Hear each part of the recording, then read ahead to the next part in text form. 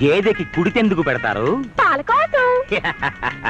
ఆవుకి మేకెందుకు వేస్తారు? పాల కోసం. అలాగే నీ ప్రేమామృతం కోసం నీ చేత తాగిస్తున్నా. అయ్య బాబోయ్ మీరెంత తెలివైనారండి. ఏమిట్రాది తలతి తలతి